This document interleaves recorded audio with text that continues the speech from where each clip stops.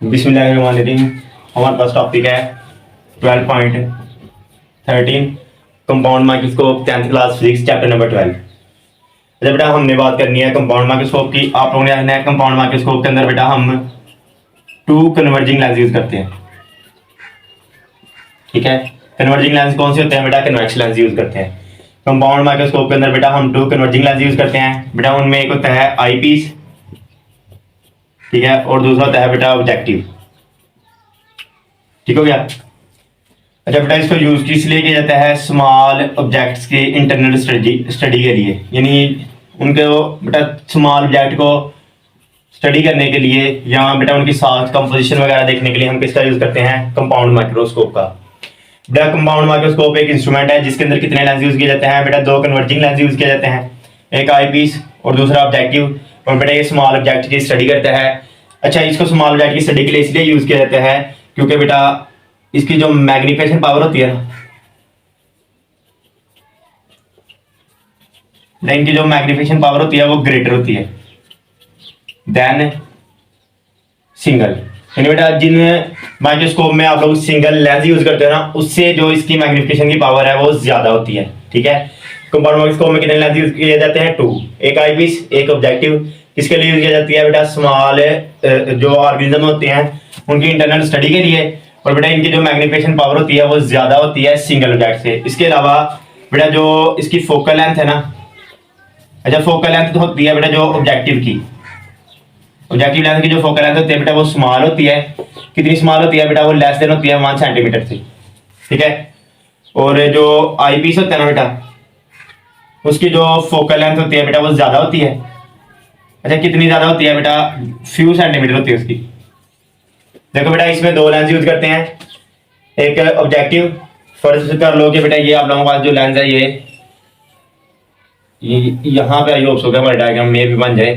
बेटा ये वाला जो आपका लेंस है ये समझ लो आप लोगों के पास ऑब्जेक्टिव है, और ये वाला जो आप लोगों के पास लेंस है बेटा, इस लेंस को आप लोग कह दो कि ये आप लोगों के पास आई पीस है। अच्छा डायग्राम हम अलग करके दोबारा बनाएंगे क्योंकि स्पेस कम है। अच्छा बेटा याद रखना, इसकी फोकल लेंथ देखें, इसकी फोकल लेंथ कम होती है और इसकी फोकल लेंथ ज्यादा होती है। ठीक हो गया? यानी दो लेंस यूज करते हो ना, ऑब्जेक्टिव और आईपीस। आपने याद रखना है कंपाउंड माइक्रोस्कोप में ऑब्जेक्टिव की फोकल लेंथ कम होती है और आईपीस की फोकल लेंथ ज्यादा होती है। बेटा इधर ई लगाओगे बेटा, ई का मतलब आईपीस और ये ऑब्जेक्टिव होगा। बेटा इस लेंस से जो डिस्टेंस होता है उसको एल बोलते हो, यानी ऑब्जेक्टिव का आईपीस से जो डिस्टेंस होता है बेटा उसको एल बोलते हो। बेटा यहाँ पे आपके पास कहीं ऑब्जेक्ट पड़ा हुआ है, ठीक है, और बेटा रूल्स आप लोगों को आते हैं। सबसे पहली बात कि जो पहली लाइन होगी बेटा वो जैसे ही प्रिंसिपल एक्सिस के पैरेलल पास करेगी, पास करने के बाद बेटा वो फोकस में से गुजरेगी और फिर सीधी हो जाएगी, यानी फोकस में सीधी गुजर जाएगी। उसके अलावा आपने पढ़ा हुआ है जो रे बेटा पास करती है सेंटर में से, ठीक है, वो सीधी गुजर जाती है बेटा। ठीक है, तो यहाँ पे करके बेटा एक इमेज बनेगी। अच्छा इनको आपने नाम देना है, दे देना बेशक। अच्छा यहाँ पे एक इमेज बनेगी जिसको I1 बोलोगी।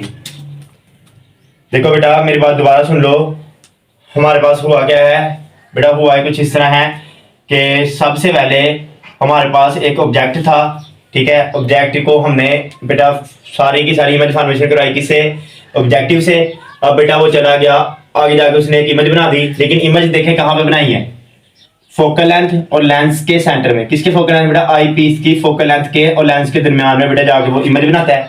और आप लोगों ने कन्वेक्स लेंस का लास्ट वाला केस पढ़ा था कि अगर आपके पास जो ऑब्जेक्ट है वो फोकल लेंथ और लेंस के दरमियान में प्लेस किया जाए तो बेटा जो इमेज बनती है वो वर्चुअल बनती है, ठीक है, इरेक्ट बनती है, ठीक है, और बेटा लार्ज इमेज बनती है। ये बात समझ आ गई? अच्छा अब जैसे ही बेटा आप लोग इधर से अब इमेज फॉर्मेशन करवाओगे, ठीक है, अच्छा यहाँ पे बेटा जाके आप लोगों के पास इमेज बन गई। अब जैसे ही इस इमेज को, यानी बेटा इस इमेज को, मेरी बात ध्यान सुनना बेटा, ऑब्जेक्टिव से ऑब्जेक्टिव लेंस की ये ऑब्जेक्ट था, ऑब्जेक्टिव लेंस का ये ऑब्जेक्ट था, ऑब्जेक्ट से बेटा आप लोगों ने इमेज बनाई I1। ये ऑब्जेक्टिव का बेटा I1 आप लोगों ने इमेज बनाई। अच्छा ये जो I1 इमेज बनी है बेटा, बनाई किसने है? ऑब्जेक्टिव ने। जो I1 इमेज बनी है बेटा, ये I1 जो इमेज होगी ना बेटा वो ऑब्जेक्ट होगी आई पीस के लिए। बेटा मेरी बात ध्यान सुनना, इसके लिए ये ऑब्जेक्ट है, इसने ये इमेज बना दी, इसके लिए बेटा ये ऑब्जेक्ट होगा, ये इससे इमेज बनाएगा। तो आपको पता है पहली रे बेटा, एक रे तो आपके पास इस तरह पास करेगी ना, ये सीधी पास की, जैसे ही बेटा लेंस में से आपके पास से रिफ्रैक्ट होगी, रिफ्रैक्ट होने के बाद बेटा उसने कहां से गुजरना है, फोकस में से गुजरना है। ठीक है, फोकस में से गुजर जाएगी बेटा, ठीक हो गया। और दूसरी, अच्छा बेटा ये फोकस में गुजर गई। दूसरी रे जो होगी आप लोगों की बेटा, वो लेंस के सेंटर में से गुजरेगी और सीधी गुजर जाएगी। अच्छा बेटा अगर इनको आप लोग पीछे कहीं मिलाओ, ठीक है, चलो बेशक थोड़ा नीचे आता हो, यानी इस तरह करके बेटा अगर आप लोग इनको मिलाते हो तो आप लोगों के पास यहाँ पे कहीं जाके बेटा एक इमेज बनती है। तो ये देखिए एक मैग्नीफाइड लार्ज I2 इमेज बन जाती है।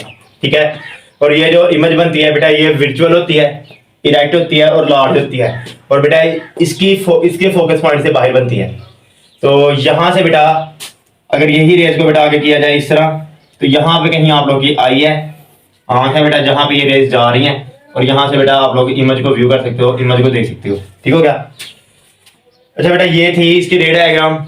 मैंने लेक्चर में बनाने के बाद ही बात कर सकता था, लेकिन जस्ट आप लोगों को अंडरस्टैंडिंग के लिए, कि आप लोगों को आइडिया हो कि हमारे पास इमेज बनती किस तरह है। ठीक है, उसके लिए भी एक किया है बेटा। देखें बेटा ये ऑब्जेक्टिव था, ऑब्जेक्टिव से आपने क्या बनाई, I1 इमेज, वो इसके लिए ऑब्जेक्टिव का काम करेगी, और ये इसको यूज करते हुए बेटा कौन सी इमेज बनाएगा, I2 इमेज बनाएगा, और एक लार्जर इमेज बनाएगा।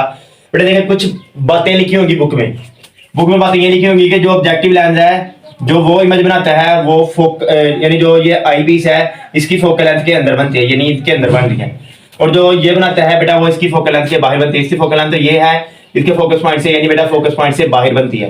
ठीक है। अच्छा इसके अलावा आप लोगों ने याद रखना है कि बेटा इस वाले डिस्टेंस को तो आप लोग L बोलते हो, लेकिन ये हमारी आई है बेटा, यहाँ से लेकर जो इमेज तक का डिस्टेंस है बेटा, उसको आप लोग D बोलते हो। ठीक हो गया। अच्छा उसके अलावा बेटा अब हम बात करते हैं इसकी मैग्निफिकेशन की, यानी इसकी मैग्निफिकेशन क्या आती है और किस तरह बेटा हम उसको करते हैं। अच्छा जनरली जस्ट आप लोगों ने ये याद रखना है कि जो ऑब्जेक्ट की इमेज होती है वो आई पीस का ऑब्जेक्ट होती है। मेरी बात ध्यान से समझ जाना, जो ऑब्जेक्टिव की इमेज होती है वो आई पीस के लिए ऑब्जेक्ट का काम करती है, यानी ये इसके लिए ऑब्जेक्ट है, इससे ये इमेज बनाई है इसने I2। और बेटा ये एक लार्जर इमेज है, मैग्नीफाइड इमेज है, जिसको हम इजीली देख सकते हैं। अच्छा बेटा कंपाउंड माइक्रोस्कोप के लिए जो मैग्निफिकेशन का फार्मूला आता है वो आता है M = L/f0, ठीक है, 1 + D/fe। बेटा L क्या था, L बताया था ऑब्जेक्टिव का आई पीस से बेटा डिस्टेंस था। ठीक है, ऑब्जेक्टिव लेंस का आई पीस से जो डिस्टेंस होता है उसको बोलते हो L। बेटा D क्या था, D बेटा डिस्टेंस था आई का, यानी आई से, यानी आंख का बेटा, ये लेंस है बेटा आई पीस। अच्छा आई से बेटा जो इमेज का डिस्टेंस था ना बेटा, उसको बोलते थे L। F0 क्या था बेटा, ऑब्जेक्टिव की फोकल लेंथ। FE क्या थी बेटा, आई पीस की फोकल लेंथ। ठीक हो गया। अच्छा बेटा ये है इसकी मैग्निफिकेशन का फार्मूला। आप लोगों ने आगे जब आप लोग फर्स्ट ईयर में जाओगे तो बेटा उसमें चैप्टर नंबर 10 में आप इसकी डेरिवेशन भी पढ़ोगे, लेकिन मैट्रिक में इसका बेटा आप लोगों को सिर्फ फार्मूला बताया गया, आपने इसी के ऊपर फोकस करना है और इसी के ऊपर कंसंट्रेट करना है। अच्छा बेटा अगर मैं बात करूं इसके यूजेस की, ठीक है, तो जैसा कि हमने स्टार्ट में बोला था, ये स्मॉल ऑब्जेक्ट जस्ट लाइक बेटा बैक्टीरिया, ठीक है, जर्म्स वगैरह की बेटा स्टडी के लिए हम इसका यूज करते हैं। इसके अलावा बेटा ये कौन कौन सी फील्ड में यूज होता है बेटा, माइक्रोबायोलॉजी, ठीक है, जेनेटिक्स में, जूलॉजी वगैरह में, बॉटनी वगैरह में, बेटा इन सब बायो की फील्ड्स वगैरह में हम किसका यूज करते हैं, कंपाउंड माइक्रोस्कोप का यूज करते हैं।